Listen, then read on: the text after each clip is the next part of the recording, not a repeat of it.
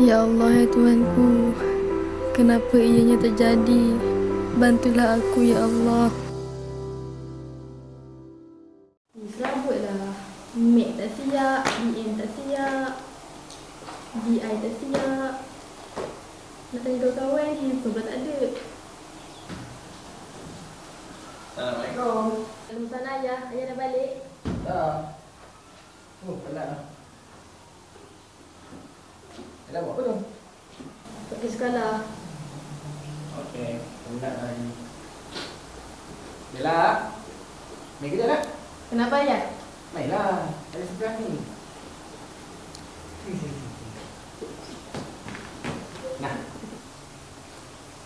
Suka ni. Wow, handphone. Suka tak? Suka? Tapi handphone ni untuk pelajaran tau. Jangan buat benda-benda yang tak elok. Baik ayah. Bestnya, bolehlah aku jadi macam kawan-kawan aku. Boleh selfie sana sini.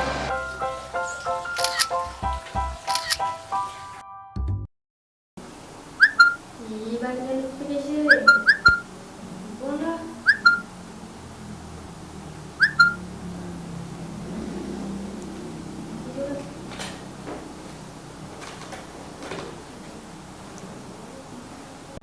Siap kau Bella, kau akan tahu apa akibatnya nanti.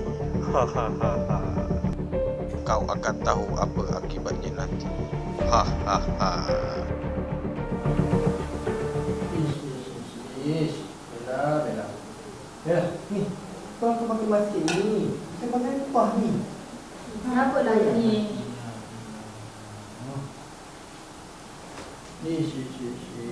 Cuma macam gitu je. Ni semua bendanya kat ni rumahnya.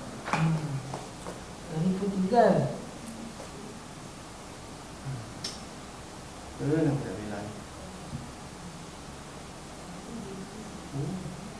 Sikit. IG dia boleh add ni. Boleh kawan.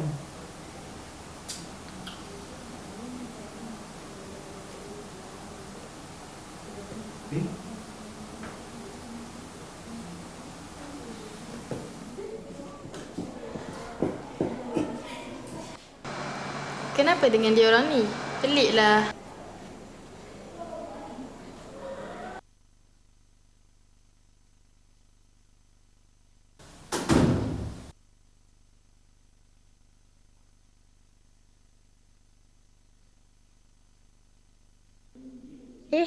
Ayah dah balik?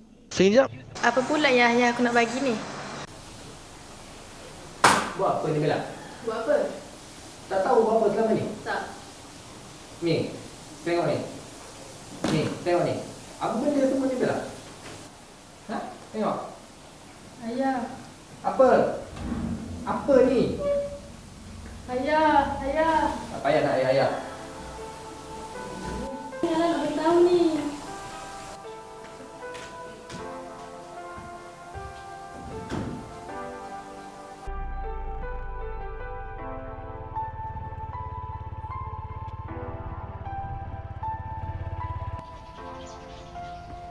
Tasha. Ayahku. Sekejap. Bella menceritakan bahawa dia dimarahi oleh ayahnya mengenai sesuatu yang tidak benar tentang dirinya yang tersebar di alam maya. Dalam masa yang sama, Tasha terus menunjukkan telefon bimbitnya kepada Bella. Bella sedih, gambar yang telah dimuatnai oleh dirinya sendiri menjadi gambar yang kurang sopan tanpa pengetahuannya. Dah nak balik macam ni, mau nak balik? Pergi mana ni? Dia cerita pergi mana? Ayah, Bella dari rumah Tasha. Tasha dah ceritakan segala-galanya. Tapi Bella tak buat ayah. Bella menyesal. Bella janji akan mengikuti kepada pelajaran selepas ni. Ayah maafkan Bella ya. Baiklah Bella, saya maafkan. Alhamdulillah, kampus sekolah banyak membantu Bella dalam menyelesaikan masalahnya. Semoga menjadi iktibar buat semua.